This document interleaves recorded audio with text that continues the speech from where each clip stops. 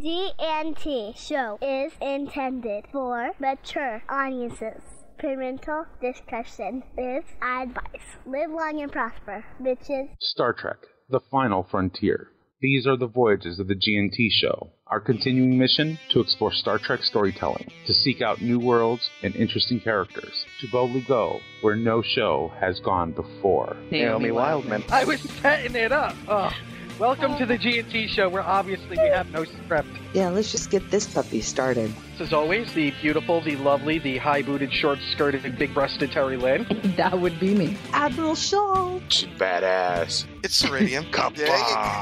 Good morning. It's Sunday on the GNT show. You know the worst part of this morning? It's not the getting up early. It's the fact they're making me wear clothes to do the show. It's time for Coffee Clutch. Strap on your helmets, boys and girls. It's gonna get rough. Oh, it's going to be one of those mornings. Let me put on my seatbelt, my helmet with the little blinky light on top. For safety. When we decided we were going to do the GNT show, Man. one of the things we said was no standards. GNT show does not go on the air because we're ready. It goes on the air because it's 9 o'clock on Sunday morning. Mike could have snapped by then and killed us both. Pain sticks for Mike, evidently. We have our production meetings on the air. Well, it's the best way to get you to adhere to things. Yeah, you've now set an expectation. That's the thing about the GNT show, is we set no expectations. I need more coffee. Wow, I'm trying to figure out whether or not I want to do general news or Star Trek news, and I figured this is out. Terry Fuck it. having a series of small It's news. strokes, actually. Boy, it doesn't take long for this show to deteriorate, Go does it? straight the fuck downhill. I don't always podcast, but when I do, I GNT. Good morning, everyone. Welcome to the GNT Show, episode 180. I'm Terry Lynn. Joe Lontreux. It's Gettysburg 7. There she is to my left, your right. Today she's wearing her Rocky-themed boxing attire because she's ready to throw down. It's Terry. Adrian! Please never do that again. And there he is to my right, your left, wearing the hat and the earpiece just like Mickey. It's Ceridian. Kabla! Good morning, everybody. Good morning. So that was a long pre-show. Yeah, it was. And there's the eyebrows. There's the eyebrows. See, she's got a way. She's got a way about her. Like Billy Joel said, she's got a way about her. So, 13 inches of snow, over 1/10 of an inch of ice, ice rain, freezing rain, ice rain, ice rain fall from sky. It sounds like a sci-fi, a sci-fi movie. A sci-fi movie. Ice rain. By the way, did you see what the new movie sci-fi is putting out this I think it's this spring is? Oh God, no, I haven't. What is it? Lava Rantula. Giant tarantulas from a volcano. It burns. It burns. People can say what they want. I think they have something so special going on with these things. You know that they're sitting around an office, and whoever can come up with the absolute worst title, that's where they're going. Actually, I don't think that it's actually a competition for worst. I really think that there's just a group of people who get together and get really stoned, and whoever has the best hallucination. Lava Rantula is like a vodka, not stoned. No, see, there's a method to their madness. They've got this wheel with like 2 concentric circles in it. And when they spin it, you know, the first wheel is like the first thing, and then the second wheel is the second thing, and wherever the needle stops, hey, we got a winner. That's good. You know what? That's Mike. That's good. Yeah, I think that's probably it. Wow. You know, this time it just happened to be scary spiders and volcanoes. So it was like Lava Rantula, or that sounded almost like a dude ranch. Guess who's making a cameo in this movie? Oh yeah, star of Sharknado and Sharknado 2, Ian Ziering, gonna make a little cameo in this as the same character. Oh my God, that's too funny. Now they've got characters from their D-level movies crossing over.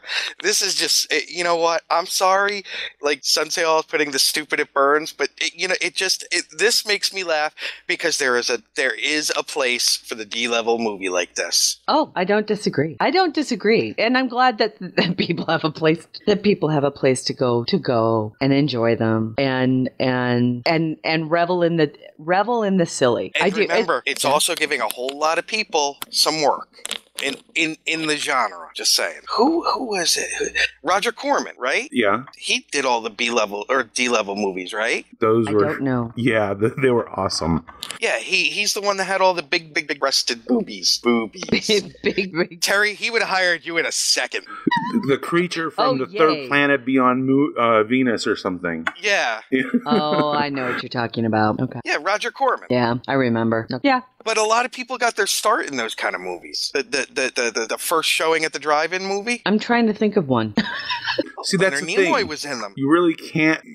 You watch it and then you just. It's almost like a black hole in your brain. It just. Yeah, because she's right. I wouldn't say a whole lot of people. No, but the B level, that was the training ground. That was the AA, AAA ball. You did those B level movies for a while. This is back in the studio system. Right. Well, there is nothing along those lines anymore except for television to a degree. And directors. There were a lot of directors that got their start doing that, pumping out these quickie B level, D level movies, and then they'd get moved up. Was it last week where we were talking about thinking we're watching one movie only to find out it's like the bad D-level version of it or something? Oh yeah, no, Mike, that was the porn discussion that we had all. That was the okay. Star Trek Triple X.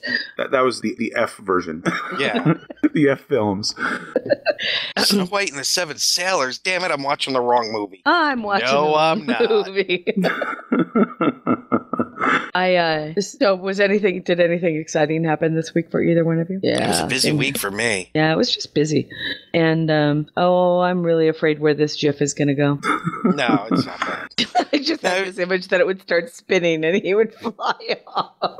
It was just really busy, and then Friday was taken up with a whole lot of meetings to get ready for this weekend and the weather. And, we've had actually comparatively over where I am, because I'm kind of in the mountains here. Right. And mountains is a relative term depending on where you live. Right. We would call them hills. Well, 4,000 feet. So, but that's a little mountain. But tell that to the Civil War troops that were climbing it. We've been kind of spared, whereas poor Jesfa. But yeah, they're getting hammered. Yeah, but and that's how she likes it, though. But this one hit us full force. And I'm talking it started yesterday, and the car was pretty much gone within 20 minutes. That's how heavy it was coming down, and then the ice came down. So they were calling for this one. So a lot of weather meetings, because we have people that go in on the weekend to feed the animals and take care of the animals and do all that. So a lot of stuff has to be taken care of. But more importantly, if it's going through today, how is that going to affect Monday? Right. So yeah, ironically, I don't mind those meetings, because you actually feel like you're doing your job. Something. Yeah. Yeah. Our week was good. It was busy. It was full of meetings, as they can be, and but I got to write, which good. I'll tell you what did go really well this week. Huh? How awesome is Angie on Agent Carter? I love her. I can't wait. I want Agent Carter. So help me God, if this doesn't get renewed or we don't get another 8 episodes next year or something like that, I'll be really upset, because I really like Agent Carter. I love the characters. It was an exciting episode. Very. And boy, you talk about earning the gold badge of respect. Her Peggy, yeah. Peggy, yeah. But I was surprised that we're talking spoilers here, folks. If you haven't seen it, then watch it when it's live. I was bummed that they killed off the chief. I but what a way to go. Oh man, you tell me. I was like, wow. Now you said something. I would like to see it keep coming back in this mini 8 episode format. Yep. Rather than maybe twice a year. Yeah, rather than have them try and do full seasons, because I think it's a momentum thing. Yeah. You know what I mean? It's almost like a mini series. Well, to be honest with you, I like the way that they're kind of doing S.H.I.E.L.D., Agent Carter, S.H.I.E.L.D. I wouldn't mind, 8 of one, 8 of another, 8 of one, 8 of another. Because we know that Peggy creates S.H.I.E.L.D. I want 24 of Skye. I know. It's all Inhuman and shit now, dude. Yeah, she is. And did you Skye's see? bangs. I just posted Hashtag Skye's bangs. I know, Skye's bangs. I just posted an article from, God, it was all over the place this week, and about the not so subtle reference in Arrow this week. Which one? Han. Huh? That in this past week's episode of Arrow, there was a very overt reference to Star Trek. Oh, yeah. And now, yes, Flash does that a lot. Oh, yeah.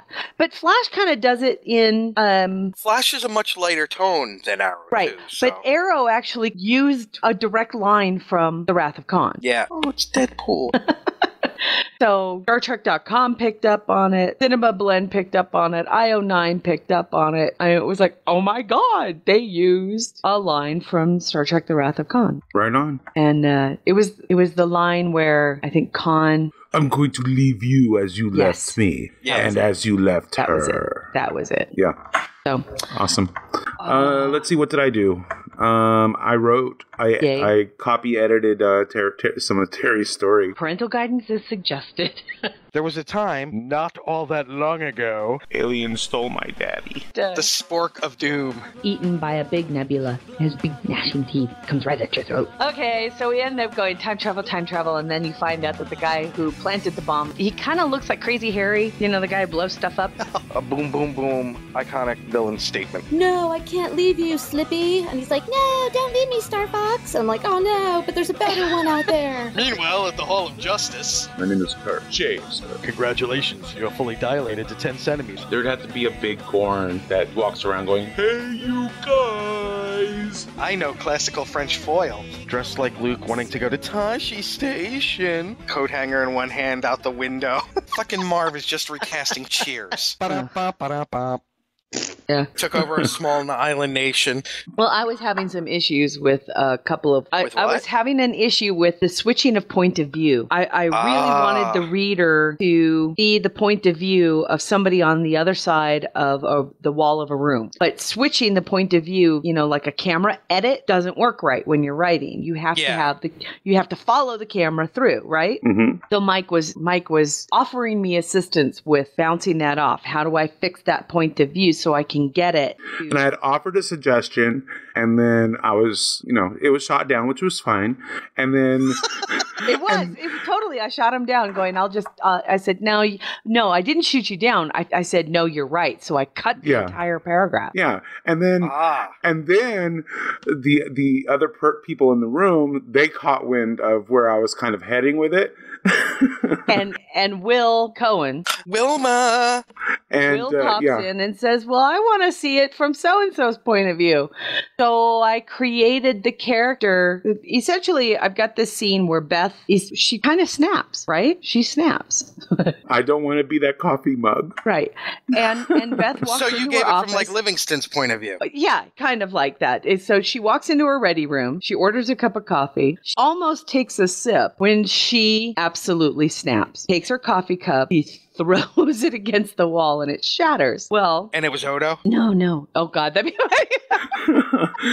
Do you mind? I'm working here. Do you mind? Yeah, really. And I wanted to have the reader see the reaction from the people on the bridge, right? I wanted to get somebody from the bridge to I wanted that reaction, but it wasn't working because I would have had to switch POV right away. So instead, as her security team would, they would be worried about the noise.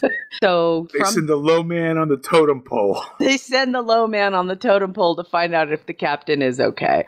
And the low man on the totem pole has become Lieutenant Will Cohen. Oh, God.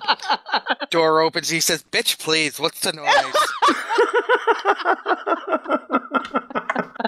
So, no, he essentially he walks in And because it's like she's deer in the headlights. She's not quite in her right mind at all, right? She starts to reach for something else to throw.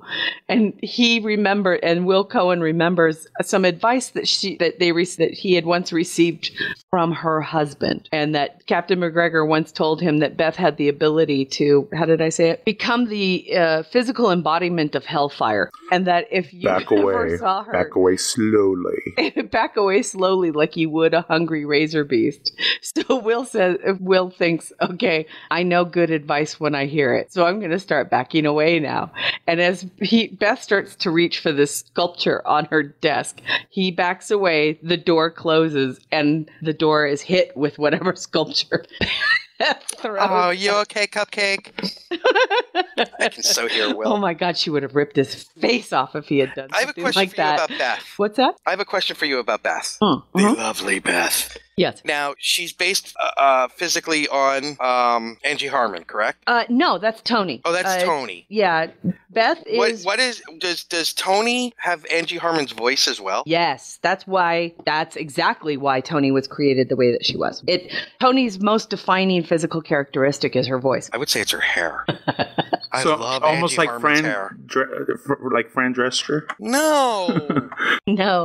No, it's this velvet. I'm saying that Fran has a very distinctive voice. Oh, that's only on The Nanny. She doesn't really talk like that. Oh, I'm kind of heartbroken now. Oh, I could introduce you to plenty of women that do, Mike. God, now that I think about it, I have to remind myself the name of the actress that Beth is based upon. So you like Janice on Friends, Mike. Oh my God. Oh my God. Janice? Got my eye on you, Klingon. Well, I did manage to do some writing, though, as well. Good. I'm working on a new original sci-fi story called Ice World Trekkers. I think it's true, fun, folks. He really is writing. He has the fun stuff. I'm face palming. I'm literally, Mike. Left palm is on my forehead. I think it's a fun idea. It's a fun story. The characters I think are kind of interesting. So I'm rolling with it. I'm enjoying it. This is the G&T version of Lava Rantula. Oh yeah. And also this week I posted a blog post with a character bio from Fires of the Phoenix. So there's the link for that. Cool. Nick, figure out the actress? Yeah, Natalie Martinez. Oh, well done. Thank you. Well, I figured she would have to have the kind Fran of the Drescher's darker. Still so gorgeous. Who? Fran Drescher. Oh, so yeah, Beth is based on that Natalie Martinez, the beautiful dark eyes. Mm-hmm. She's got the Deanna Troi kind of look to her. She's supposed to look a lot like Deanna, except tall. Nobody looks better in a dress uniform than Beth. Correct. And she's very happy in the next fic that I wrote because they got rid of the waiter uniforms. I'm serious. That's the exact way the fic starts off. She starts off looking at herself in the mirror going, I am so, it's like, thank the deities they got rid of the waiter uniforms. I look so much better in black. And Beth in the Wells uniform. Yes, this is a cartoon character, folks. Yes, exactly. So yes, it is Natalie Martinez. Gail Simone posted something on Twitter, I think it was Friday. It might have been yesterday, I don't remember. Which is an interesting question. Have you ever had a crush on a comic book character? Me? Either one of you. Well, Aquaman kind of suffices, right? I guess. Yeah. I mean, he's the Rob one Zombie. I really love. Yeah, Rob Zombie. Mike, have you? That would require me to actually read more comic books, I suppose. You're such a communist. Hey, I would read more comics if I had a halfway decent nearby comic book store. Well, do you have oh, I can so see that as Beth. Holy fuck me, Batman. Yeah, see? Wow, yeah. That's that's exactly who she's based on. I saw her. Wow, you did a really good job of making Beth look like her. Thank you. Yeah, I think so too. And he's talking about Beth in the game because I actually use Beth as a character in Star Trek Online. Yeah, but Mike, do you have a laptop? Do you have a Kindle? Do you have the Kindle app on it? Yeah, I've got. You can on my get phone. You can get the comics on Kindle. Oh, cool! Right on. Yeah, I use Comixology. That's my. Yeah, you can do that too. Yeah, I've gotten something from there. I mentioned her name, and then look who shows up. It was like the whistle. Hi, Janice. Hi, Janice. You back off, Klingon. Get back in your booth. Nobody said you could come out of your booth. I miss Yeah, that's her. a great picture of her. Matthew Anderson, that's a great picture of her. A picture in a Starfleet uniform, and that's Beth. Yep, that's exactly who I imagine. Or in a Beth to bikini. be. In the Bible in the Star Trek Heritage Bible, it's not quite the picture I use. It's close. But yes, I adore her as an actress too. I think she's one. There's Beth. What? There's Beth. Oh yeah. Hate Tristan. But now you can see she's got that, when Beth, she's calm. But the moment that you step over that proverbial line, right? You're picking your liver up off the ground. Yeah, essentially. Yeah. So she's dealing with some heavy shit in this fic that I'm writing. And Hello, Beth. And a whole lot of people just stopped typing at their keyboards and are staring at the screen right now. But I adore her. And like I said, I adore Natalie Martinez as an actress. She has the ability, and this is something that we'll talk about later because you wanted to talk about it today, Nick, is, she has that ability to play that wonderful, well-rounded female character. It's not all about one way of being what we call a, quote, strong woman, right? Oh, we'll talk about that later. So we do have a little. Mike, do you have anything else? What else have you been working on? I didn't want. Those were the big people bullet points. might not know her. She on Under the Dome. She plays the sheriff. Right. And she was on CSI. Was it New York or? I want to say I saw her in some other show. It was L.A. It was the one about she was a cop in that one. It was a really heavy role. Yeah. Okay, go ahead, Mike. I think that those were the highlights of the week. Okay. So, Janice, how much snow do you have? Yeah. She spent half the day yesterday only raking snow off the half of her roof. Ugh. Yeah, this is why I'm moving to New Mexico. We're supposed to get snow tonight. But we keep waiting for rain. The weatherman keeps saying it's coming. It just hasn't arrived yet. But the snow out there where you are, Terry, is so different than this snow. It's so different. I was going to say, it'll come, it'll be fluffy, it'll make everything pretty, it'll go away. Very little mess, very little dirt. There. It's nice. And the doggies love it. Doggies love it. Did you guys watch the dog show at all? We did. We heard about the end of it. Yes, Mike. Did you see the German Shepherd? No, I didn't. Oh. Yes, Mikey? Matt Norton asks, does anybody play this app Star Trek Trexels? I do. I have it. I haven't really started to play it yet, but I just downloaded it because it was free a couple of weeks ago. It's still only available on iOS. Yeah. I think it's an iOS-only app.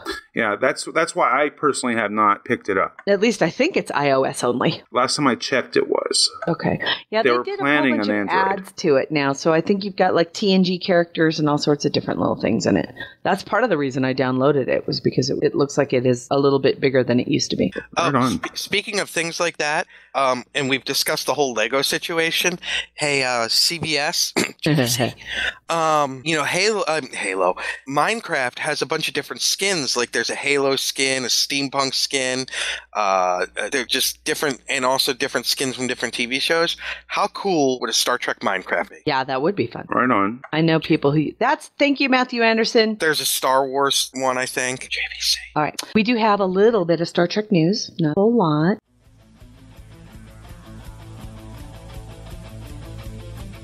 Star Trek news. So we don't have to burden poor Miss Jess with the links I didn't send her this week. Remember that infamous Star Trek van that was for sale in Canada? It sold. Someone actually bought it? Somebody actually bought it. It was pretty snazzy on the inside. I mean, it was like a mobile apartment. Oh. Which I think was the point. What surprised me is I didn't realize that it had been sitting in storage for the past 33 years. Oh, wow. I didn't realize that either. Yeah. Now, it only has 25,000 kilometers on it, which is like 3 miles. Wow, that's low. Yeah. That's cool. Like 15 miles? Like, I was going to say, that's like 12 miles, right? We love you. We love you. We love you, Metric. Canada. And it happy birthday to Stacey Viceroy. And but it's still one of the coolest, most funky, just over the top 70s things. And I am so glad that it'll be cared for. It's going to a good home. What most people don't know is Ashton Kutcher drives you around in it. Oh my God. And you stop off at every water tower you can across America.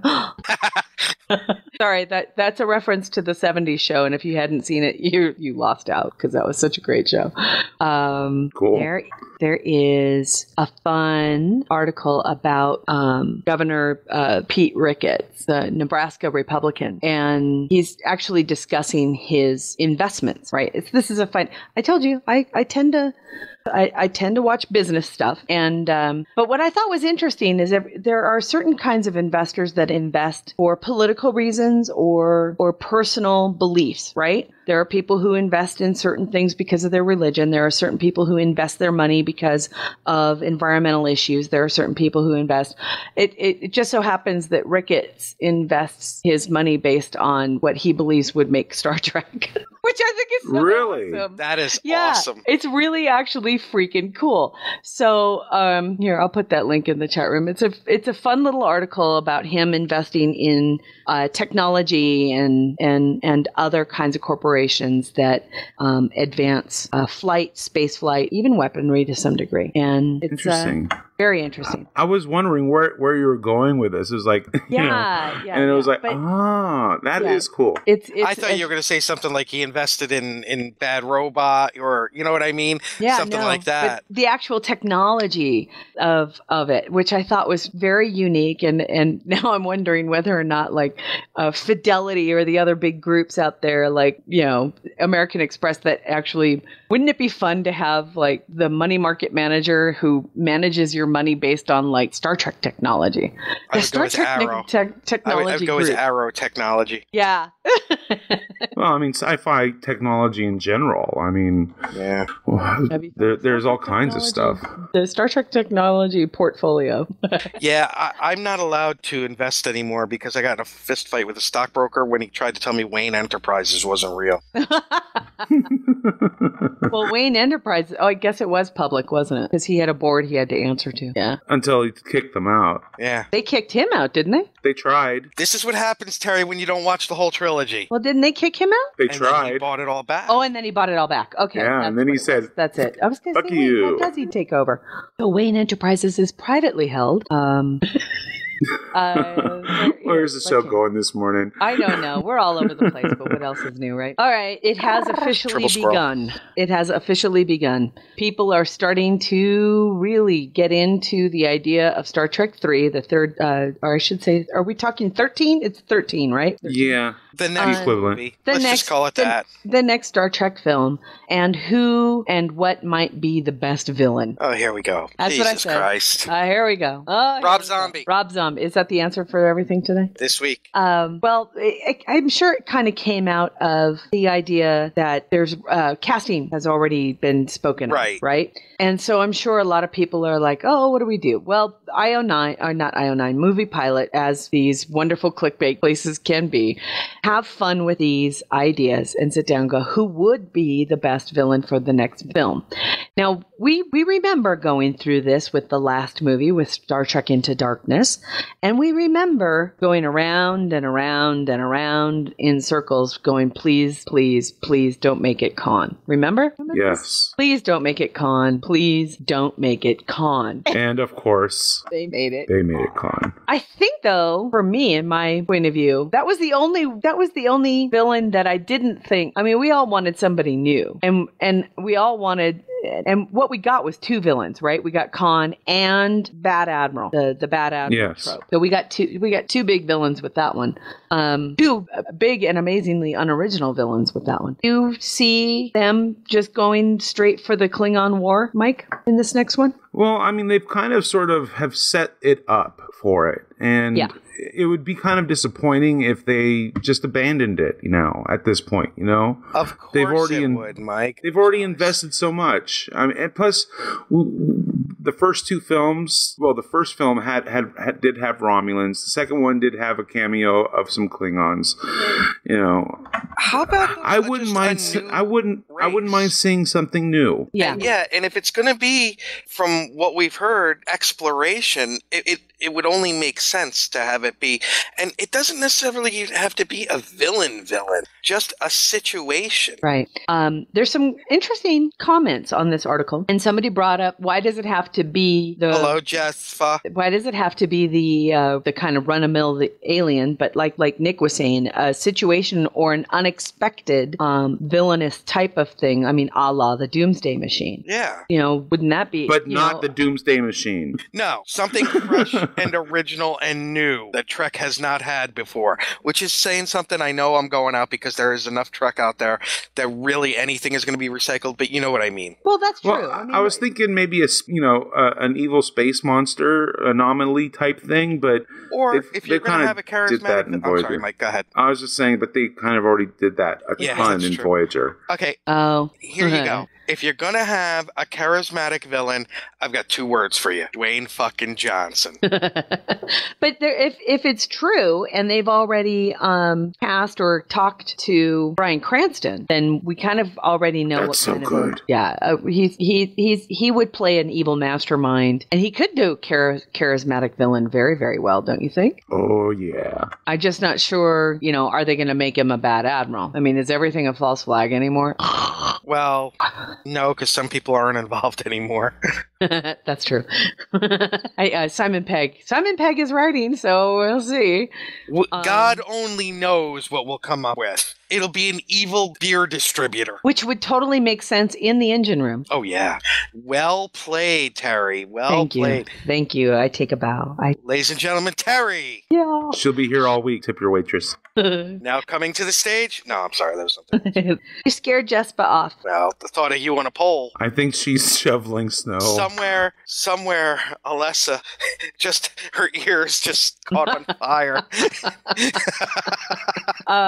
So I thought it was a fun article because it really is, to me, as the cycle of movie making goes, especially the cycle of science fiction movie making or genre movie making. It always goes with panic, panic, panic. Okay, let's start overthinking things, right? It's panic, panic, panic. Oh my God, there's no script. This is falling apart. We're doing this. And then it's like the next articles are who's going to be the villain and who's going to be the actor and who's going to be doing this. This is the official kickoff of Star Trek 3, as far as I'm very concerned. Disappointed in Kushmanzada. Why? Because he says about the what's his name, that he goes from Malcolm in the Middle to Breaking Bad. Did you forget his turn as the evil swinger dentist Tim Whatley on Seinfeld? Wasn't that before Malcolm in the Middle? Exactly. So he's got the comedic chops as well. Oh, there's no doubt there. I mean, there's no doubt that he's got the comedic chops. He's funny as hell. Yeah, he did a lot of comedy, actually. Yeah, he did. And then also a very serious role with Walter White. So, I mean, he can play the heavy. He can add some humor to it. And Godzilla, the torture guy. Oh, he was the scientist in Godzilla, wasn't he? Mm-hmm. I think so. Well, yeah. Like the nuclear physicist or something? Kush says, dude, I'm only 30. Fuck you. Seinfeld is timeless. It's on every night for 3 hours. Stop Cushy, it. don't. We'll talk later, honey. Don't worry. Okay. Seinfeld was not my show. Yeah, it's because you're West Coast. No, that's not it. You have no idea. You're anti-Semitic, aren't you? No, I really just don't like neat. I was never more thrilled. There's probably 3 or 4 episodes that cracked me up, no doubt. And as far as I'm concerned, the masturbation episode is one of the funniest things ever. Ever. I'm out. Oh my God, I peed. That was hilarious.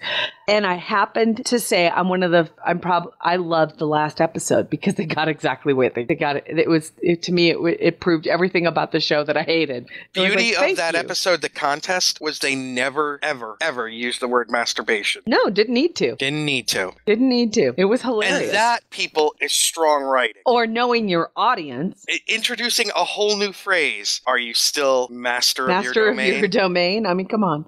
It didn't insult the intelligence of the audience. And Elaine's response, Queen of the Castle. And then when she comes in and puts the money down. Yeah, it was awesome. Good Lord, the Queen is dead. What happened? But other than that, I would have to say, other than that, there wasn't. It was John. I couldn't stand a lot of Seinfeld just because because their characters were all fucking horrible people. No, they weren't. Oh my God, they were totally horrible people. Stop it. Kramer was a horrible person. He was crazy, and yeah, he was rude. He was beyond rude. No, he wasn't. He wasn't rude. Yeah, he really was. No, Kramer never... No, okay. Don't make me defend Kramer because he's probably my least favorite character on the show. But Kramer doesn't have a mean bone in his body. That's the thing about Kramer. I think that makes it what's so sad is that I don't think any of them are intentionally bad. I think that they're unintentionally bad, and that makes them worse. And the greatest advice I've ever heard came from George Costanza. Oh God! When talking about the lie detector, it's not a lie if you believe it's true.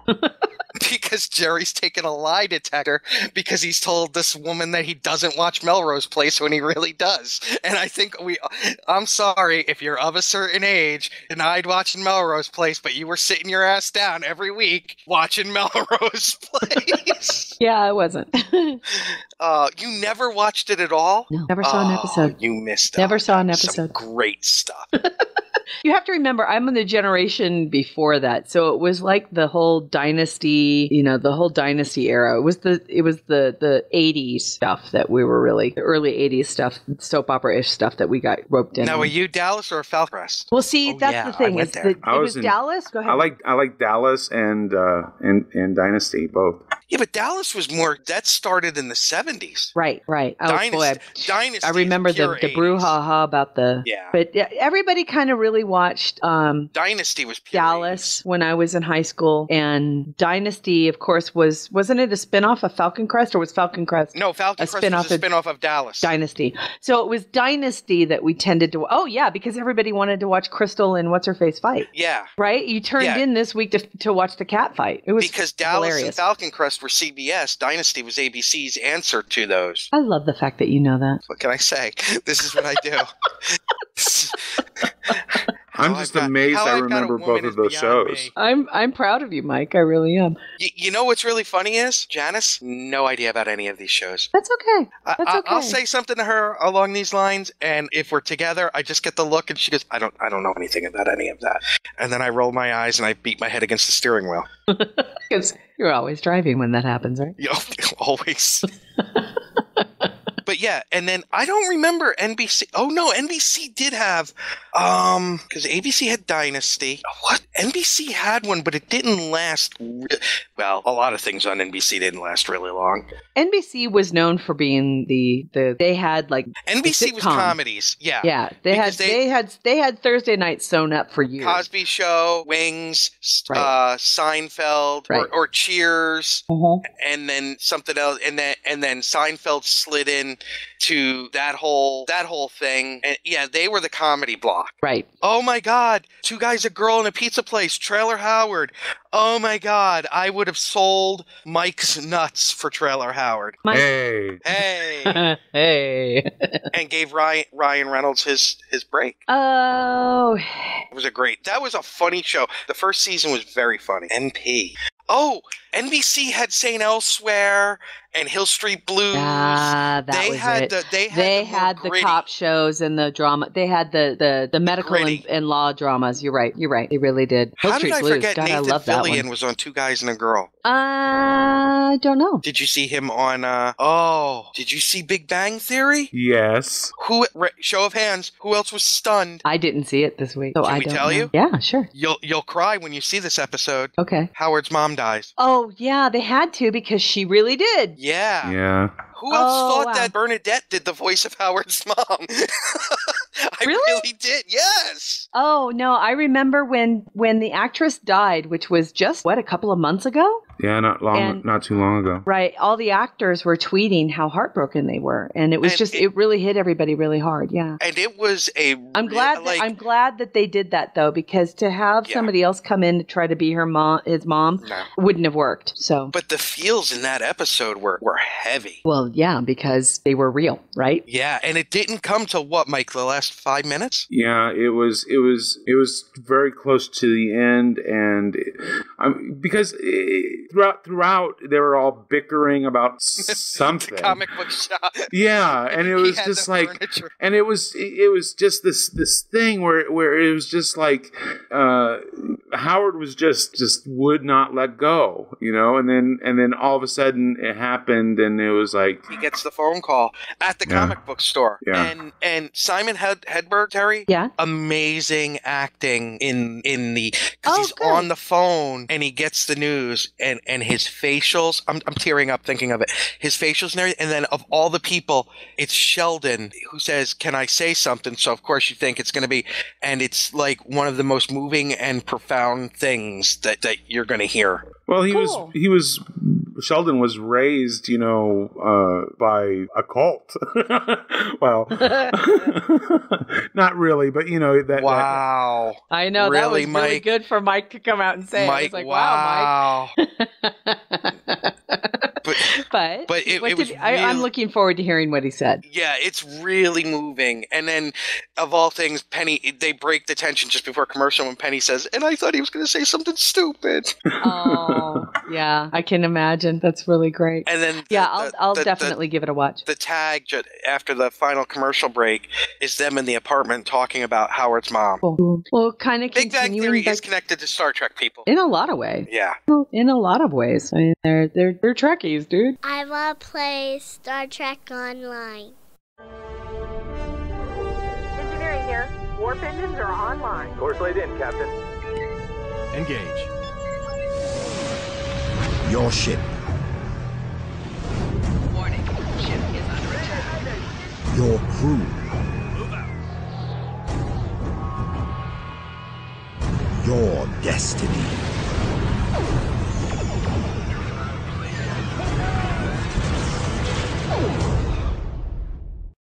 I put a link into the chat room about Star Trek Online. It was a wonderful article that was posted by Laughing Trendy on their site.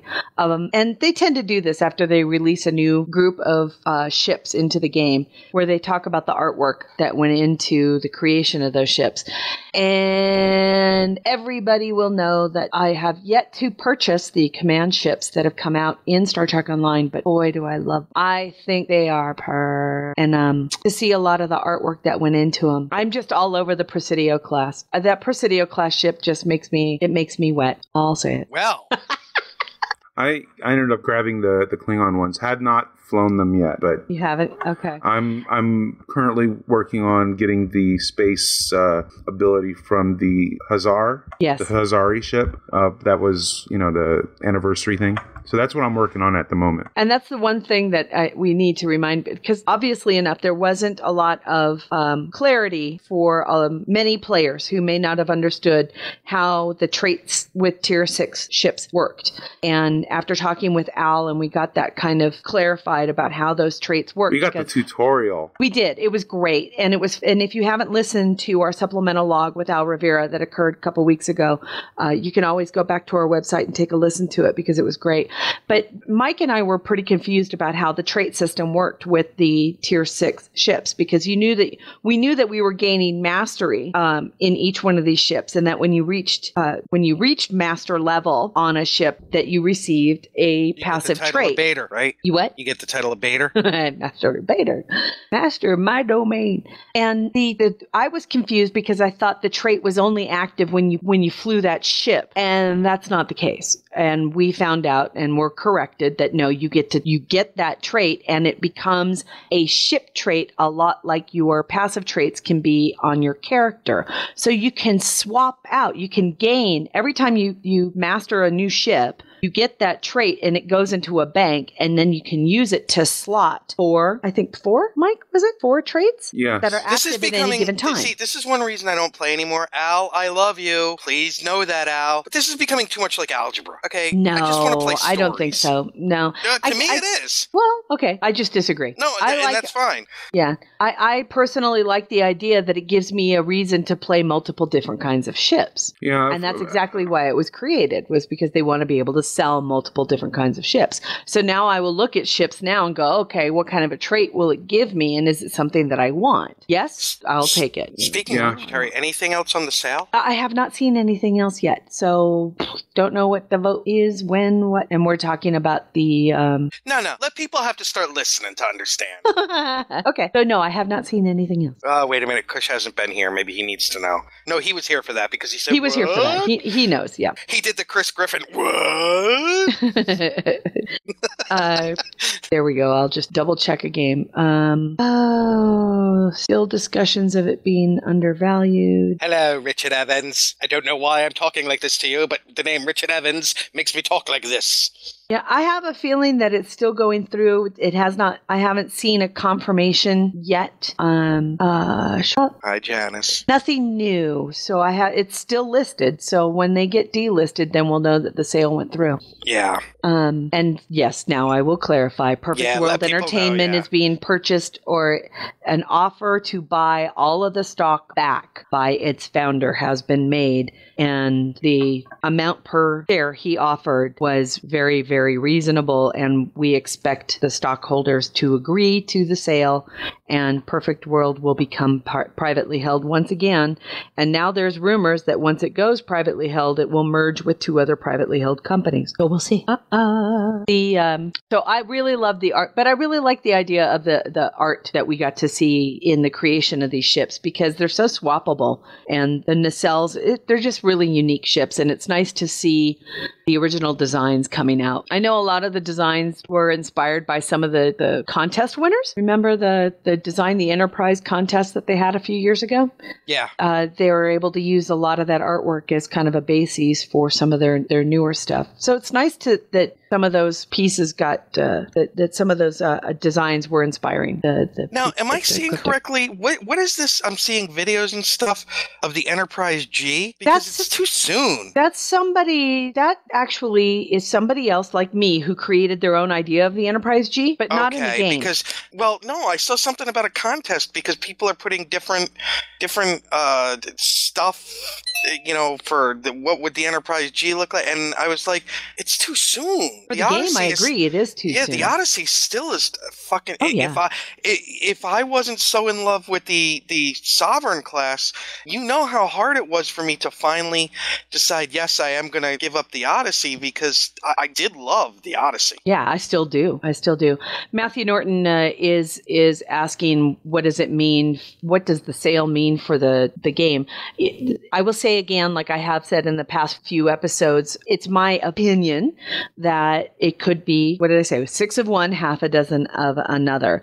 There are distinct advantages of having a publicly held company, and that publicly held company is actually a little bit of stability, transparency, especially if you're traded on the New York Stock Exchange or NASDAQ. You have to hold yourself accountable to a law called Sarbanes-Oxley, which means all of your accounting needs to be transparent and made available to your stockholders. And the board of directors is responsible directly to the shareholders. That's also its downside, because in a creative entertainment industry, publicly held companies tend to be extremely risk averse and profit driven. So your shareholders don't give a shit about how great your game plays for the player in your heart's desire kind of thing. Their desire is to make a double-digit profit year over year. Privately held companies have the distinct advantage of not giving a shit about shareholders. They are the only shareholder. Privately held companies tend to be less risk averse because they tend to be more satisfied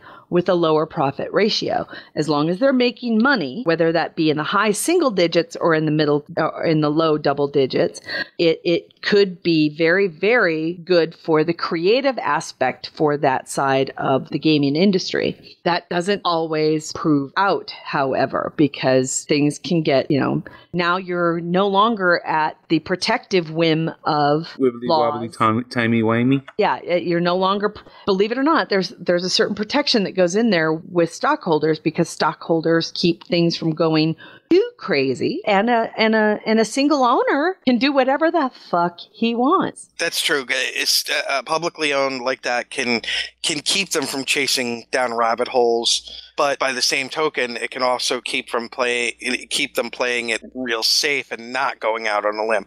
So right. you've got pros and cons to both. Yeah, show me the money. Right. Being one, and that's not to say that thousands and thousands of people wanting to make a profit is going to be any different from one person wanting to make a profit. Oh, hold on, put the brakes on for a second. Matthew Anderson's been playing World of Tanks. That game so addictive. Yeah, and I am so addicted to playing as artillery lately. You're welcome, Matthew Norton. You're very welcome. So it really does. I mean, look at any privately held company.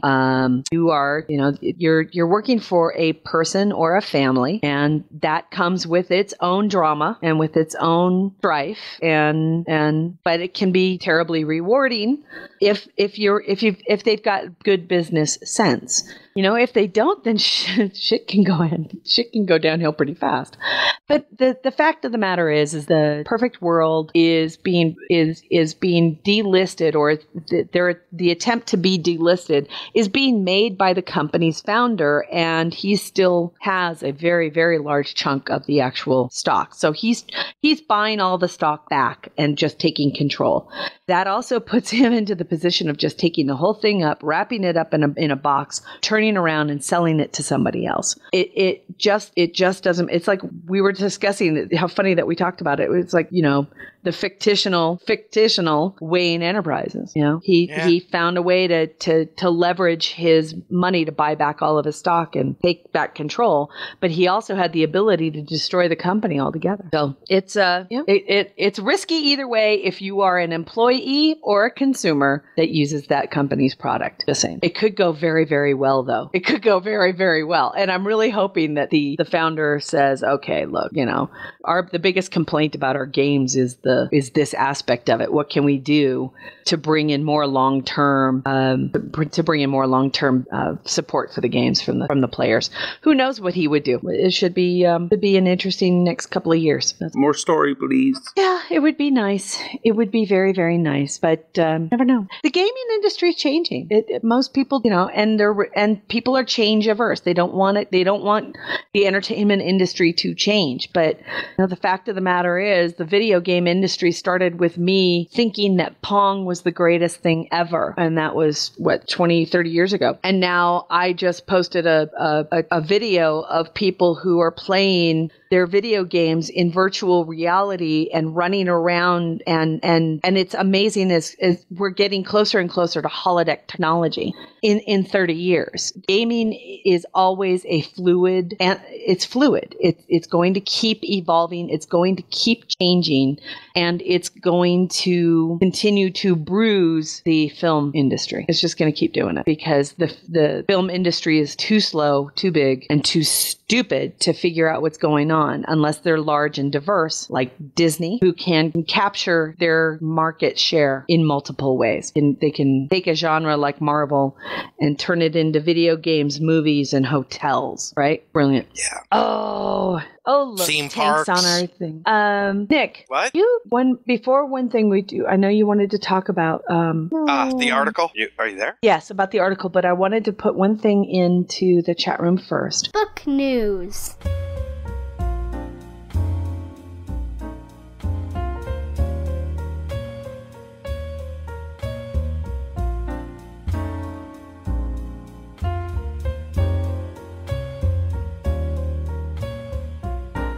that was, of course, the beautiful cover of Dayton Ward's next book. Oh, yeah. You see, isn't it beautiful?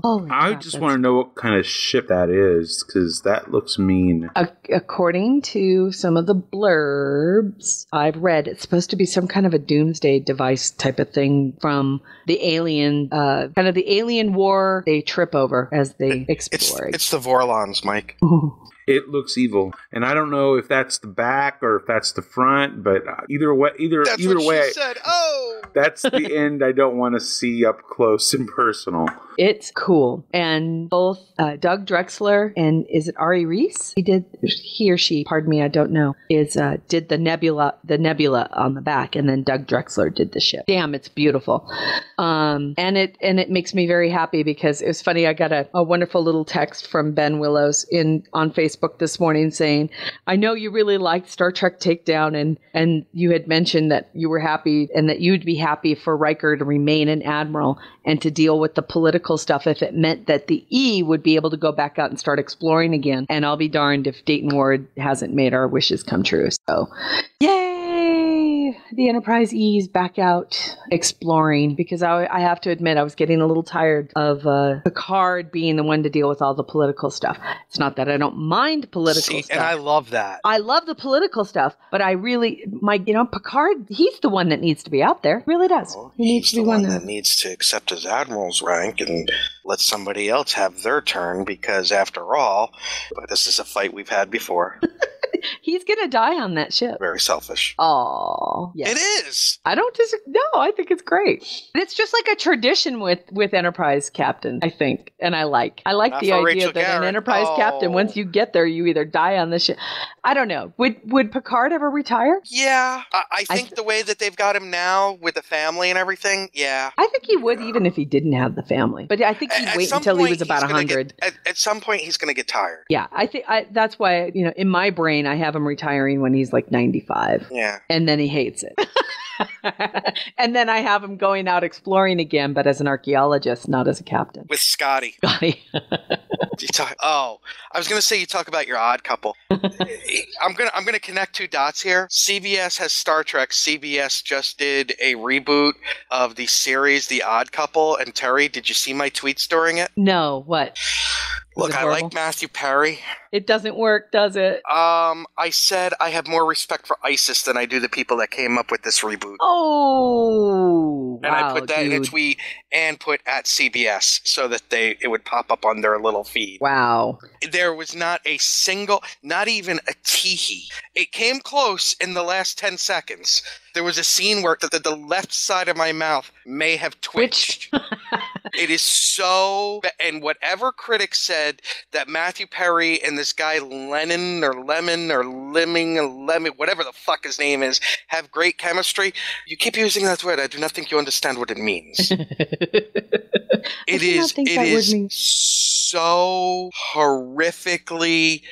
If you want to watch The Odd Couple, go to Hulu and watch The Odd Couple. Because, you're not...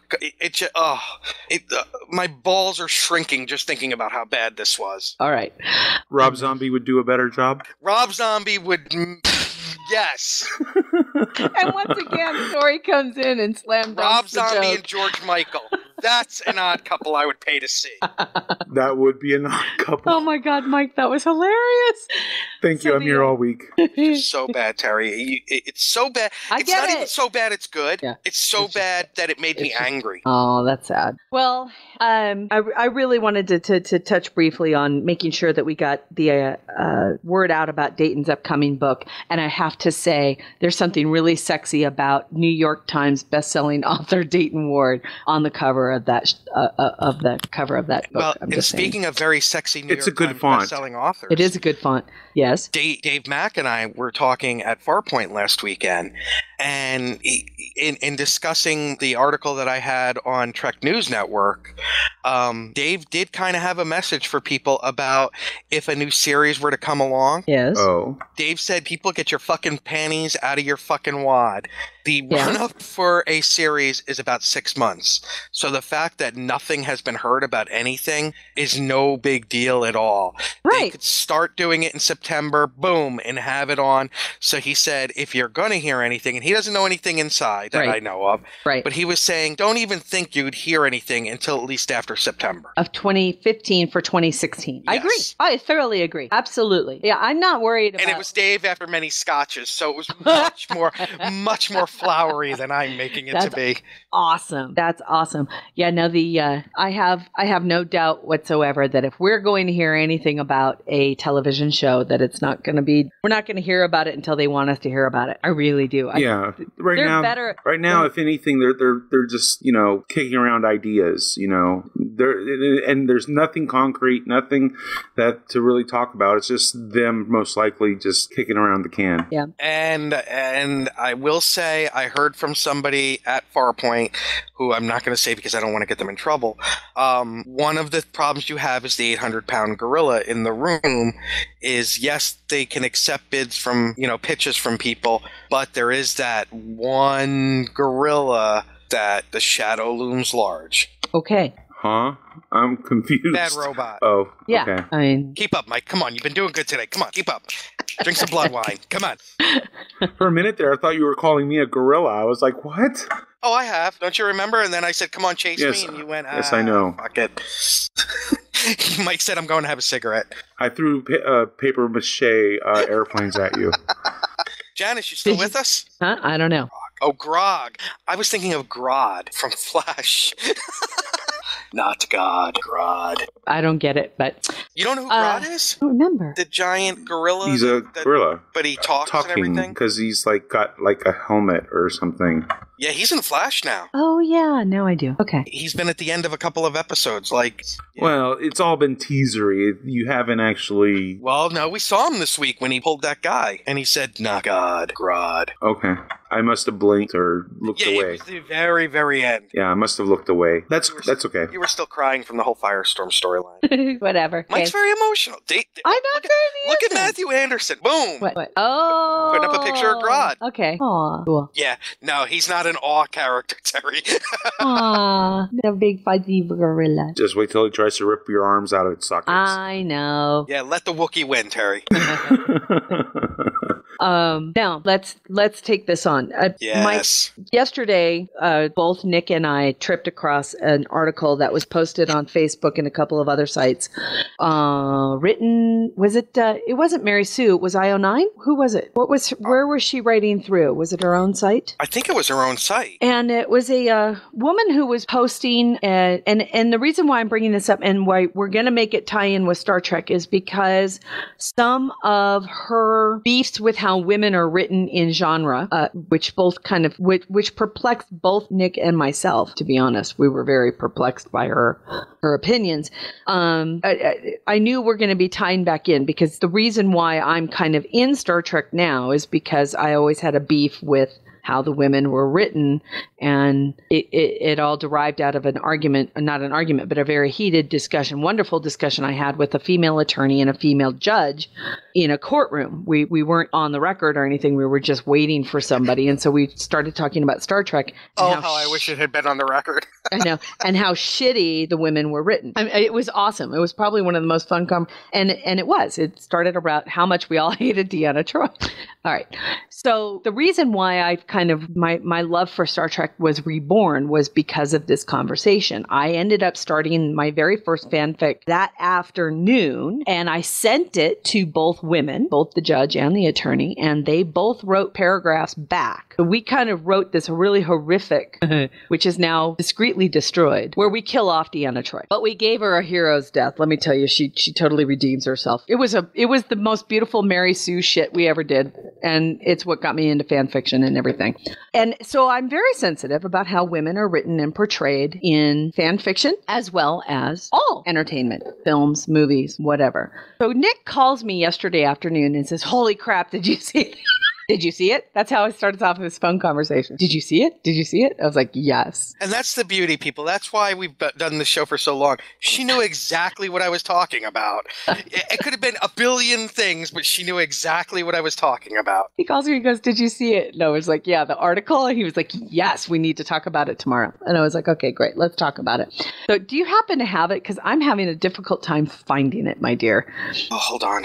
And see if I can dig it up again. But I was really kind of, peeved. Jespa just posted the Bad Robot Paramount extension deal.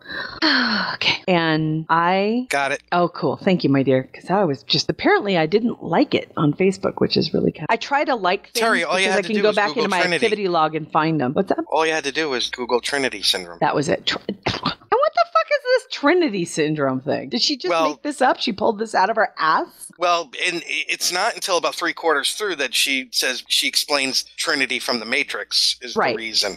Right. Which she should have had up top as an editor. I would have said, yeah, if it's going to be in the headline, let's move it up so people know what the fuck you're talking about. Right.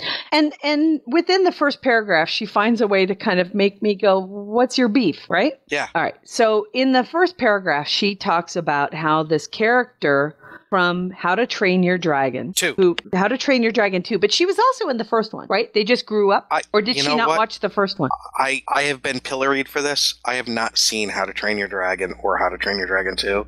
Okay. And I really need to. Yeah. Because I've heard nothing but great things about them. They're really, really wonderful films. And this is the character of, he's one of the Viking kids who... You want me to just read the lead? Yeah, go for it. DreamWorks How to Train Your Dragon 2 considerably expands upon the world introduced in the first film, and that expansion includes a significant new presence. Valka, the long-lost mother of dragon-riding protagonist Hiccup, voiced by Cate Blanchett. The film devotes much of its sweet, sensitive middle act to introducing her and building her up into a complicated, nuanced character. She's mysterious and formidable, capable of taking Hiccup and his dragon partner, Toothless, out of the sky with casual ease. She's knowledgeable. 2 decades of studying dragons means she knows Toothless' anatomy better than he does.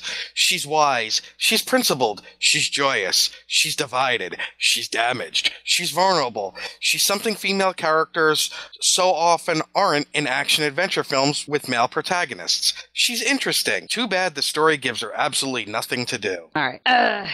Here we go. Strap yourselves in, folks. It kind of derails everything. That part of me is like, is this the foundation of her argument? Is that she's mad because we had a very interesting female character who wasn't given anything to do because she wasn't the main character? I mean, why is this a problem? Yeah. You would bitch if she was a flat, and that's my whole point is when I was reading this going, wait a minute. So you're pissed because she was a complicated, nuanced, wonderful, deep thinking character, and you're pissed because she wasn't given anything to do.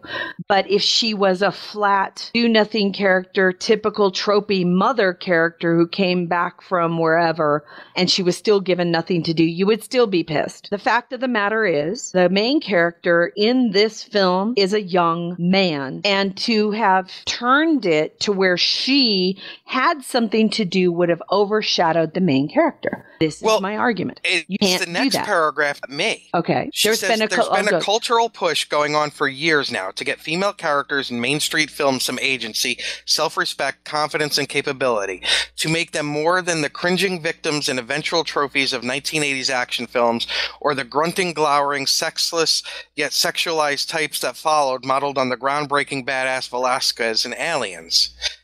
You know what character she doesn't talk about at all in this article that I remember? I may have to go through it again. But you know what character she doesn't talk about? Ellen fucking Ripley. Quote unquote, the idea of the strong female character, this is how she identifies, someone with her own identity, agenda, and story purpose, has thoroughly pervaded the conversation about what's wrong with the way women are often perceived and portrayed today in comics, video games, and film especially. Now, she's not wrong. That is correct. Yeah. Sophia McDougall has intelligently dissected and dismissed the phrase, and artists Kate Beaton, Carly Monardo, Meredith Gran have hilariously lampooned what it often becomes in comics.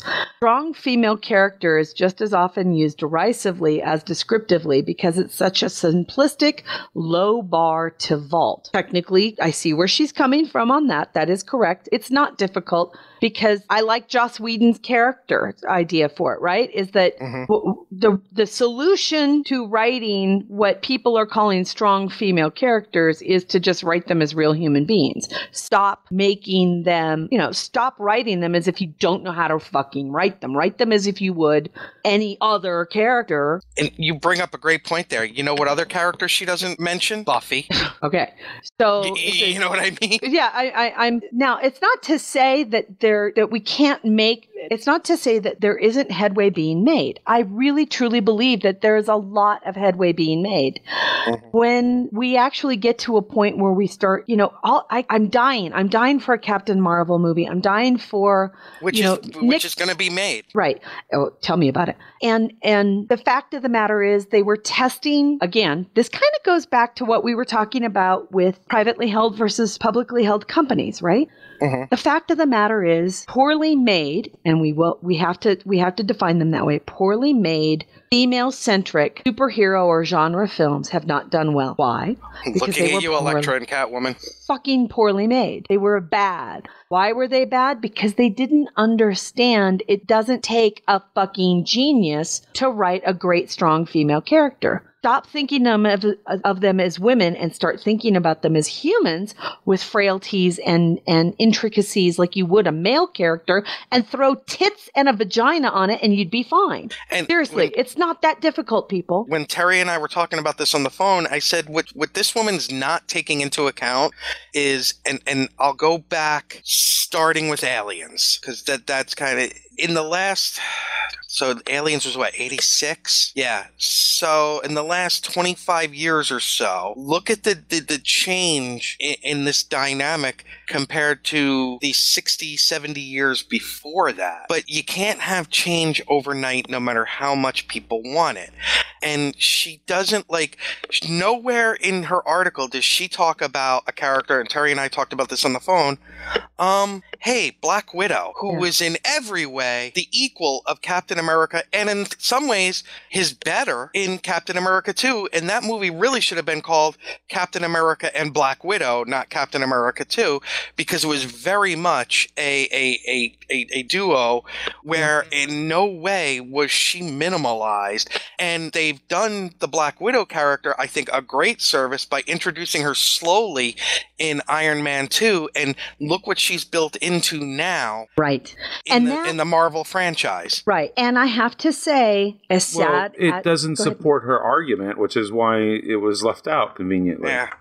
Conveniently. I like conveniently. So, Mike, I wanted to bring this up to you and talk to you about it, too, because I don't think people are very aware. One of the things about Star Trek that always kind of, like I said, bothered me to the point where I started to love the show again was my complete annoyance with how women were written, even in Star Trek TNG, which is still my favorite Star Trek, and gradually started to improve, especially when we got to DS9. Where the female characters were allowed to have that intricacy, and yes, while I know that Kira just can be very annoying. Quark's bar. Right. Well, sorry. You know what? Even at Quark's bar, think about to an extent, yeah. Those Davo girls held Quark up many a time for stuff. Think about how awesome Chase Masterson's character is. Lita is absolutely a strong woman, right? She falls in love with who she wants to fall in love with. She doesn't take shit from anybody. She falls in love with Rain Man.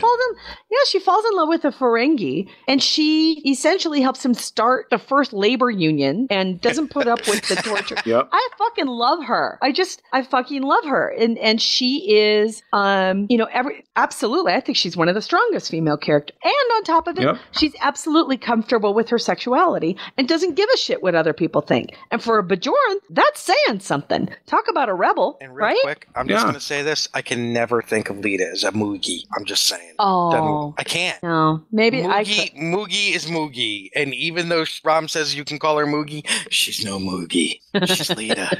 She's Lita. But I wanted to bring this up because I know that Mike will like to hear it. But I absolutely fell in love with and was completely, it was just a travesty. But as far as I'm concerned, some of the best female characters in the show were Klingon. Oh, yeah. And the reason why is because they were exactly what women were supposed to be. Integral parts of the again, it's the whole idea of sci-fi. You know, you can talk about an issue by dressing it up in funny prosthetics and you know, bigger than life makeup. You know, and that's Star Trek has been doing that for years, and the Klingons offered a way to kind of draw attention to the issue through characters like Kalar, Betor. And we've seen it time and time again. Right. And what's great is that, yes, Ursa and Bator were considered villainous. It's okay yes, but they were very strong nonetheless, even though they were villains. Right. And to give equal time, one of the favorite episodes of people, especially Troy fans, is the one where she's undercover as a Romulan. And that Romulan commander, oh my God. No kidding. Yeah. That woman was badass and yet compassionate. And there were multiple sides there. My only problem with Bator and Lursa is they were kind of one-dimensional in their cartoonish evilness. Yeah. I agree. I would like to, but they did have other, they did with some of the backstage politics stuff. They showed a different side, but they did love. But I got the feeling they only loved the boy because of what he could bring them, not because of. But that is, part of me says, part of me looks at that and goes, well, considering the society that they were brought up exactly. in, and considering, were they acting any differently than a man would in that situation, or a male Klingon? Probably not. Let's note some of the things she left out of this article that pissed me off. Agent May. There's so many Sky, new things. Agent Carter. Yeah. There's no doubt that Marvel Felicity. Felicity Smoke on Arrow. Yeah. Who is strong, not in a kick-ass way, but she's the heart of the team. John Barrowman. Well, again, all of these characters kind of go against what she was arguing for from this. Although I haven't read the article, so I don't know for sure.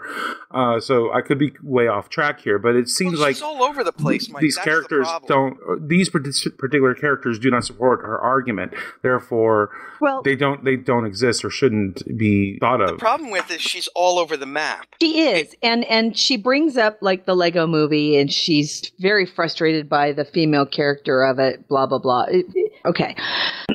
One of the things that she kind of brings up goes hand in hand with something that Keith R.A. DeCandido posted on Facebook this week, which I thought was also very interesting. And it really does go to show the perceptions of the quote-unquote strong female character. What happens when you have a strong female character, a la Hermione Granger, whose intricacies and I know you haven't read the books, Nick, and you haven't seen the movies, but Hermione Granger is the witch who I know who she is. Let's face it, the girl is hot. Yeah, Emma Watson is beautiful. So is and his beef was he didn't read the books. I know that she's kind of the anti Bella from Twilight. Oh yeah.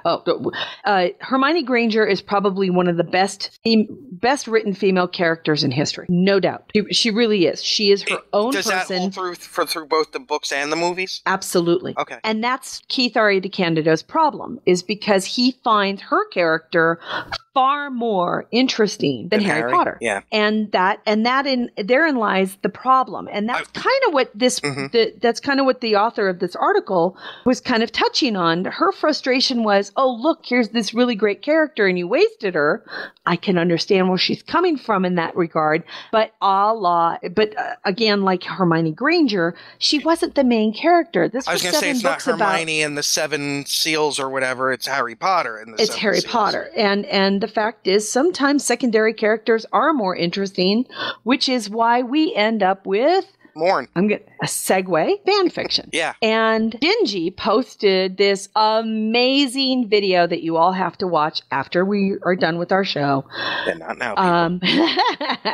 After we're done with our show, it's a fantastic video talking about the Korosami issue in fan fiction. And this was a video that was done by, of all places, PBS, where they talk about love bending fan fiction and the power of of the fan to fix mistakes. Well, just a couple other things. She talks in the article about Katie Sackhoff's character in was it Riddick?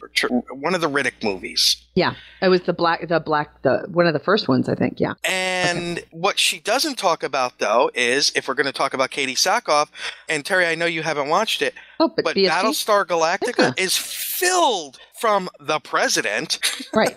To Starbuck, to Six, and all her incarnations, and all of this, or even Ellen Tigh. Yeah. But and what really pisses me off is, what is the definition of the strong female character? That's the problem. Is that does it have to be Ellen Ripley who's kicking ass? Thank you. No, or of course not. Is it a strong individual who can handle adversity and all of those type of things? Because here's kind of an out of the blue one for you, but we were talking about it earlier.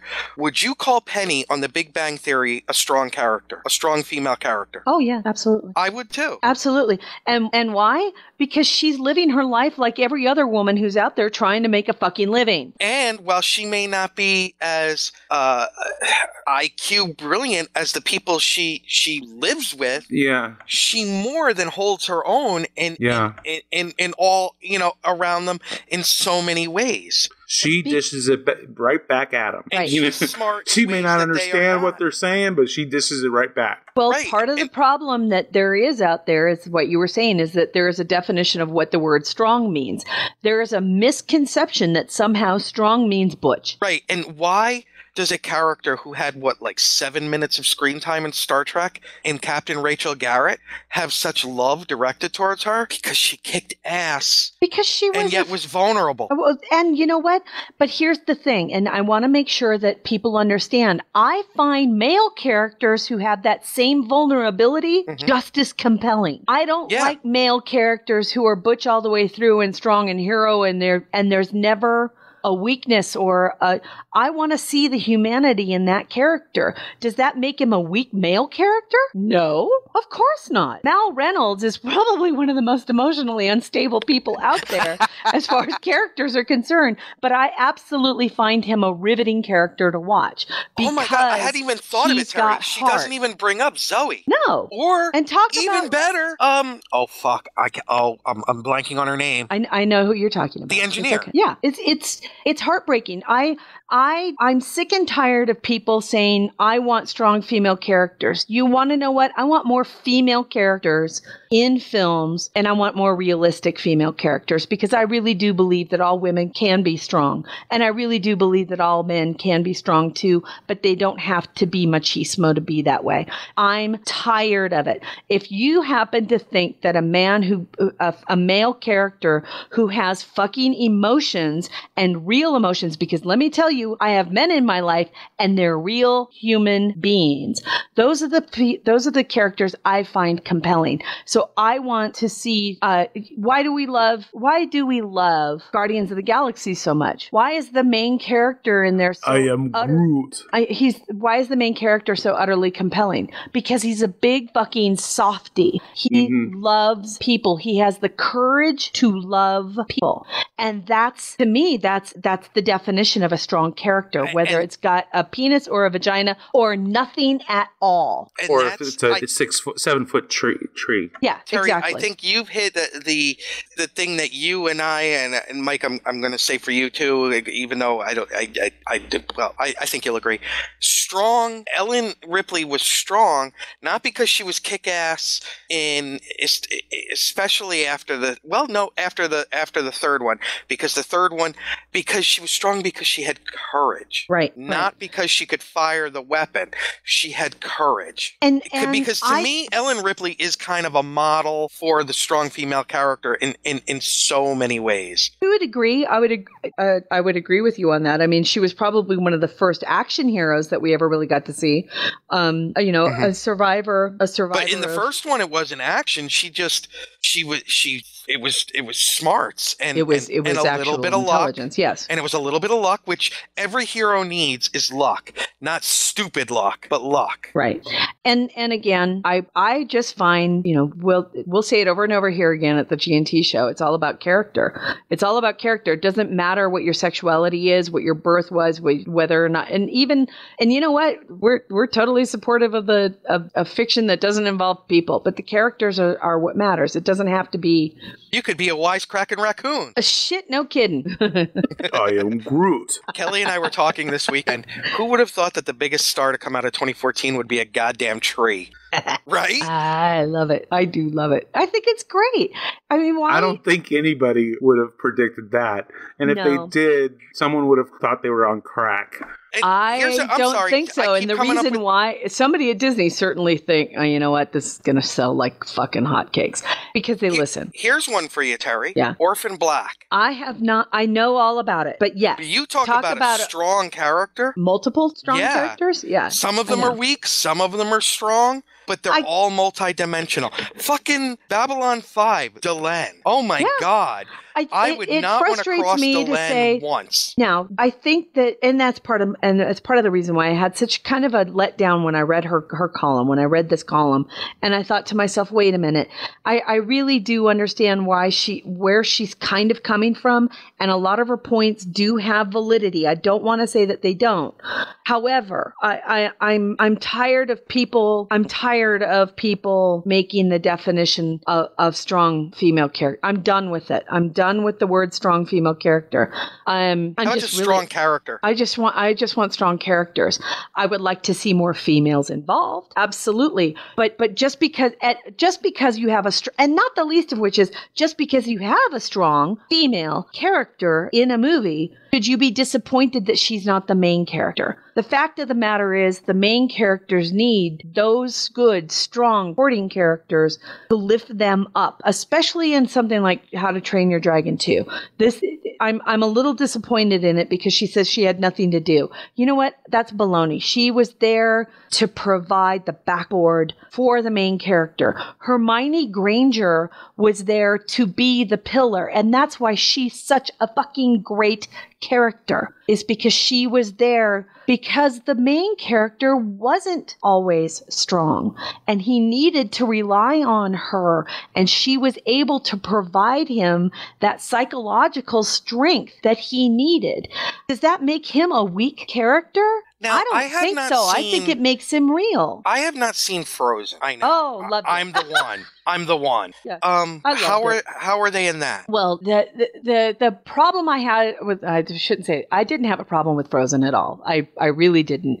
The fact of the matter is the bad guy ends up being the handsome prince, which is a nice turn. And I can imagine there's a lot of people going, oh, it's an anti-man movie. It's really, really not. It's a sisters film, right? It's a pro-sisters film. That's what this is. This is Brave before that was very shocking, and I did not know going into Brave that it was going to be a mother-daughter adventure.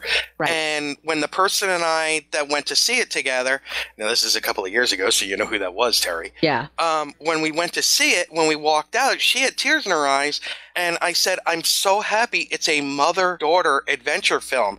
That movie took so much shit because it was considered to be anti-male. No, I saw it as a mother-daughter story, which was so refreshing. Why does something have to be automatically made anti-male if it features a woman or a girl in a lead position?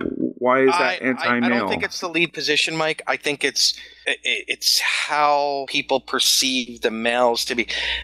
Billy Connolly's character is, I thought, fucking hilarious in Brave. Oh my God. But Billy Connolly could read the goddamn recipe book and I'd be laughing. But Mike, it's a good question. It doesn't. You and I all know that it doesn't. The same way that it's the same way that a woman plays a video game and all of a sudden everything's going to fall apart in the world. Right. It is fear. It is, I don't know. I don't understand where I know. Just like it's not necessarily anti-woman to have the woman be the bad guy in a movie. Thank you. It's okay. Now, Has a Bond villain ever been a woman? The main Bond villain? No. Yes. Octopussy? She wasn't the bad guy, though. Well, Maud Adams was. Yeah. No, I mean like Goldfinger type. The main marquee villain. You know what? Well, they've always had the henchman. I guess in. There's usually a henchman will be a female, right. or the Bond the counter. But never the main villain. I just find that interesting. Yeah. There's the fact of the matter is being a villain is always going to be tropey because villains are pretty tropey, right? Not if done right. Why was I so let down by Nero? Because he was tropey. Well, yeah, he was tropey. There's no doubt about that. And it wasn't we never really understood his background. It was so dumb. Both Eric Bana and Benedict Cumberbatch, two really good actors, wasted on tropey characters. Oh, I totally agree. And I hope they don't do this. I'll tell you what, I don't think Simon Pegg will do that, even if it is Bryan Cranston. I hope it is. But I don't think Simon Pegg and his writing partner will write a tropey. But if they do, they'll play it up right. Does that make sense? If they write a tropey villain, they're going to play it up right to the point where you totally buy it hook, line, and sinker. Because let's face it, tropey villains are all throughout Marvel. They're just big. Oh, yeah. Yeah, I mean, they're just big tropey characters. But you still feel the fear about them, right? That's what was missing in Eric Bana's character and Benedict Cumberbatch's character. I didn't fear them. I mentioned you and Mike yesterday talking to a friend of mine. I met somebody at Farpoint, and we've struck up a friendship because it was only her second convention ever. She's a totally fascinating woman who lives in the area. She's a fire lieutenant and all of this stuff. And we were talking because she was snowed in, so we wound up just chatting. And I said, and her only Star Trek experience is the JJ movies, and she loves them, which is fine. Yeah. But I was telling her why I don't, and she was conceding my points as a smart human being would. But a scene that I love that a lot of people despise in 2009 is, I think, maybe the best Nero scene when he hails the Enterprise and he says, "Hello, Christopher." Yeah. Do you know how many people hate that? Really? That I thought it was hilarious. I thought it was great, and it spoke straight to his character. It spoke because he had no reason to hate Pike. Right. There was no reason at all. It was Spock he was after. It was all of that. Yep. He was being just, "Hi, how are you? Hello, Christopher." You know what I mean? And I thought, wow, if they could have captured that, oh my God, they would have been printing money. Yeah, I bet you're right. You know who else she didn't mention, Terry? Because I'm looking at Billy Connolly. A little agent named Dana Scully. Second X-Files movie people. But the problem is that she wasn't there to celebrate them. Her article wasn't written to celebrate the advancements. Right, she was ignoring those characters, which it was because to celebrate. They didn't make her point. They didn't, and her point, and I'm going to say this because I believe it's true. If she had written an article that celebrated the advancements of the female characters and the advancements that women and people of color have made in the films, it would have been used as evidence that the goals had been met. And the reason why I say that is because that's what would happen. People would use that article to sit down and go, "Oh, see, everybody, we're okay. Woohoo! We now have inclusionary of women and people of color in films." And we know that's not true. It's just an unfortunate problem that somebody like this writer has in that position, is to continue to push forward the discussion. You have to take up the negative. And it doesn't matter if it's done in article writing and opinion columns like this, or even in today's news. The way that you push forward the discussion, the arguments, the agendas, whatever you want to call it, is to bring out and to fester on the negative. Because the moment that you say something nice, everybody's going to go, "Woo, we're done." See, but I guess for the way that I would approach what she was trying to do, and I applaud her for what she was trying to do. I just think... I do too. I just think she missed the point like a poor marksman, she kept missing the target. I don't By the way, I'm not allowed to ever own a German Schnauzer. Dawn laid that edict down years ago when we were married, because you've not been talking to the dog like this all the time. We almost named our dogs very, very, very German names. We wanted to name Casey Ava Klaus, and Adolf. but his brother was already Klaus. We could not name him Klaus. Did not do it. But she could have used the characters like we've mentioned to strengthen her points. Say, like, for every 3 characters that she came up with in the negative, say, why don't you use this? Right. Use them as the example of how future characters should be addressed. I don't disagree with you on that. I don't think it was the best article out there. You and I both had issues with it from the very beginning, and that's saying something because you know me. You're militant.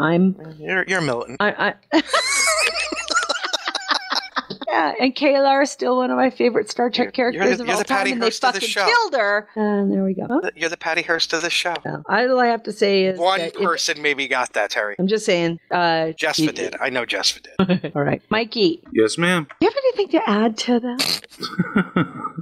Not really. I mean, you guys did a great job discussing it. I just want you to know you got. I contributed when I had something to say. Right. The only thing I can add is Rob Zombie. I couldn't think of anything else, so I'll just go with Rob Zombie. I think that's this week's title. Rob Zombie is Aquaman? No.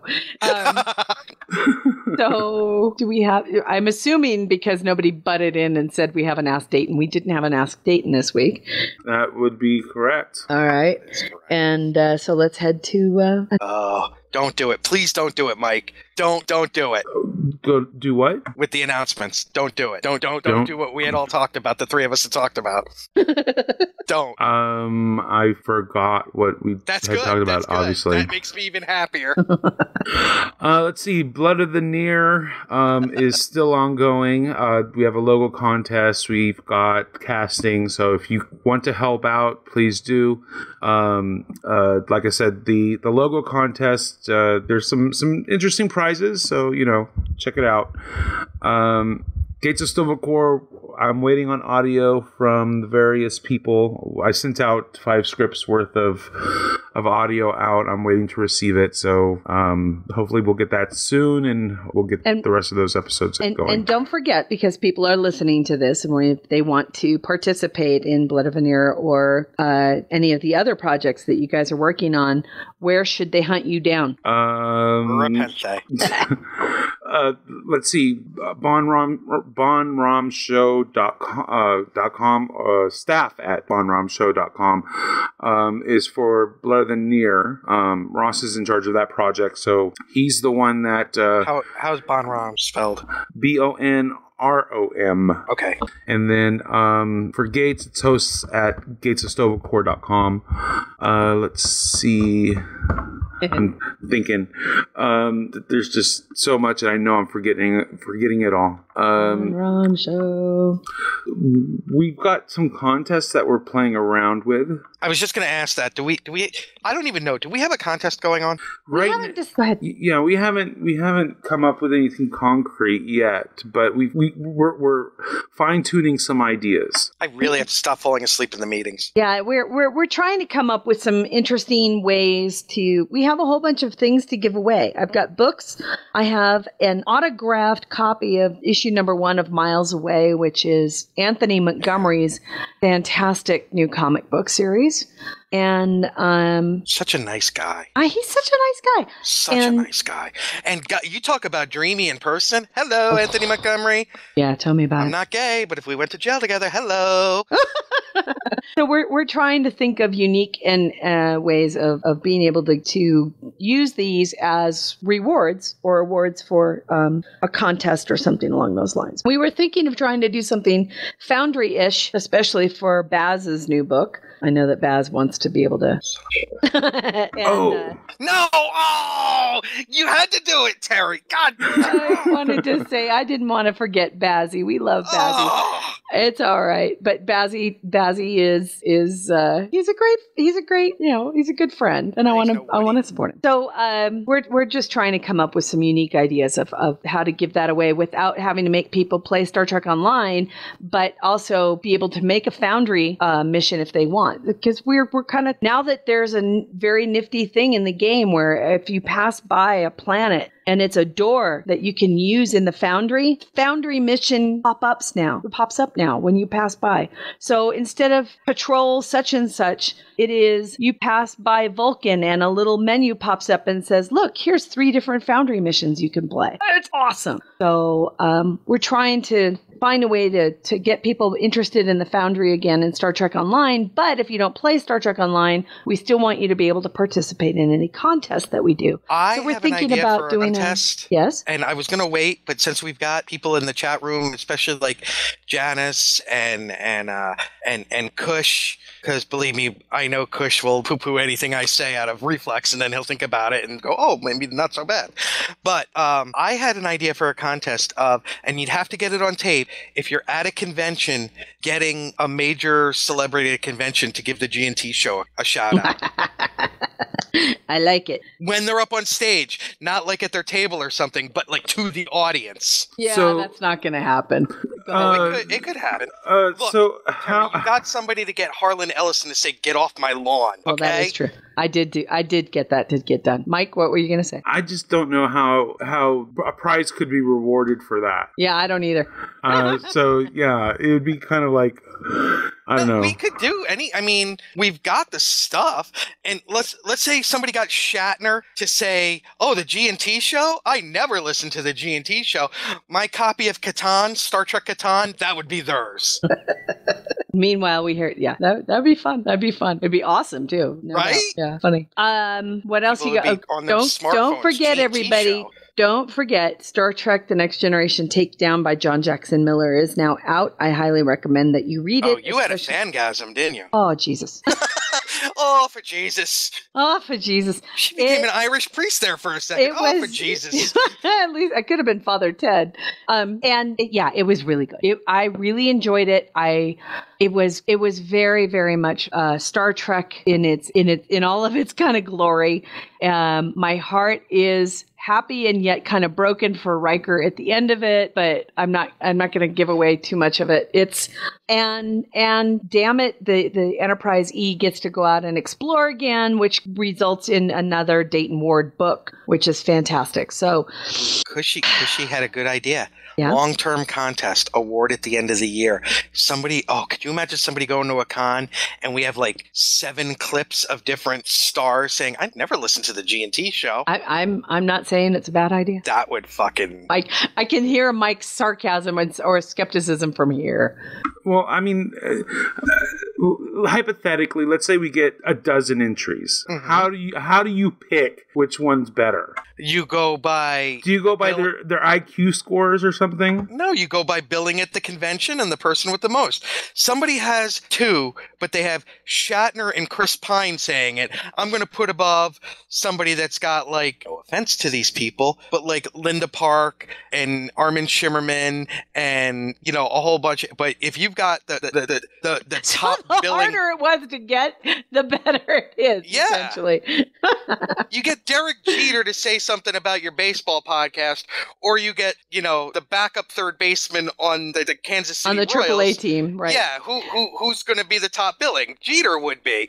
I just think it's awfully subjective, and it's going to... That's right, Mike. That's right. It would be difficult to judge, so I'm just saying. No, it wouldn't. You're saying that if somebody had Shatner and Pine over, say, 5 guest stars, that Shatner and Pine don't win out? Well, those 2 would definitely be obvious. There's a definite pecking order. Go to the... I'm not disagreeing. But realistically, the chances of someone getting Pine and Shatner are probably not as high. What would you have but said I'm before just the saying convention last year of my doppelganger Tumor Boy getting Harlan Ellison to say, "Get off my yard"? But Harlan Ellison doesn't make money for saying things on recordings. No, but he's Harlan Ellison. No, and this is what I'm saying. I think you're missing it. We would need them to say it like at the convention, like during a Q&A. Right. That's what I'm saying. It would never happen. You don't know that. Yeah, I kind of do. A black man will never be elected president of the United States. Oh, Harlan Ellison will never say, "Get off my yard." Harlan Ellison will never be at a Star Trek convention. My God. Yeah, that was funny. Okay. There you go, Cushy. That's it. If somebody can get Patrick Stewart to hell. I take Ian McKellen at this point. That's right. You know what? get them both to say it together, and I'm going to cut my nuts off and mail them to you. Oh my God. Okay, you guys, we got to wrap up the show. It was a fun. And that is why I G&T. Oh, there you go. That's what we were going to follow up with. The man's a pro. We are. That is definitely one we're going to be following up with. Is we're going to be asking people to send us their tweets, Facebook, the kind of the social media push as to why you G&T. Why do you listen to G&T? And we'll more on that in the future as soon as we figure out the logistics. The logistics of it. That would be great. He is a pro. I'll tell you, Mike is a pro. All right. That's kind of You know who else is a pro, Mike? And that's why I get paid in nickels. You know who else is a pro? Who? Rob Zombie. Rob Zombie. I was so hoping you would have picked it up. Live long and prosper, everybody. Kapla. Joe Lontrue, Dragula, bitches.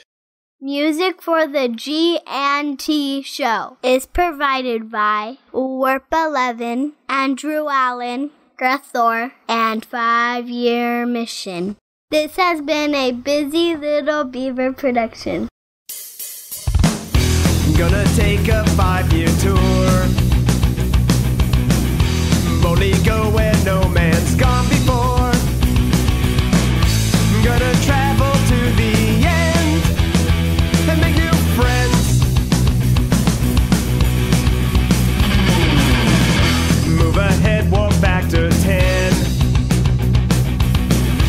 Put a mini skirt on my old man. Represent the human race. And we make space a happy place. To boldly go where no man's gone before. I think I've sang that line once before, but I'm not too sure. We'll be so happy, can't you see? A zero-G community. Gonna travel to new worlds. Beam on down and meet some green girls. Gonna see what we can see. A fancy-free galaxy. To boldly go where no man's gone before.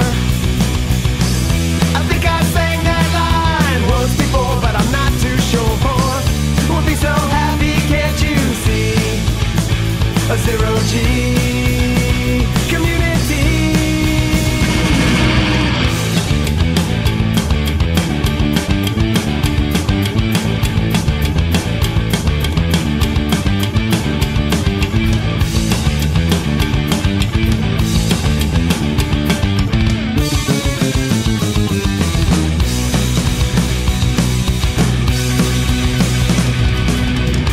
Come and take a tour with me. There'll be no cons or Kobayashi. Gonna travel to the end and make new friends with aliens. To boldly go where no man's gone before. Space happy. I think I sang that line once before, but I'm not too sure. We'll be so happy, can't you see? A zero-G community. To boldly go where no man's gone before. Space happy. I think I sang that line once before, but I'm not too sure. They'll be so happy, can't you see? A zero-G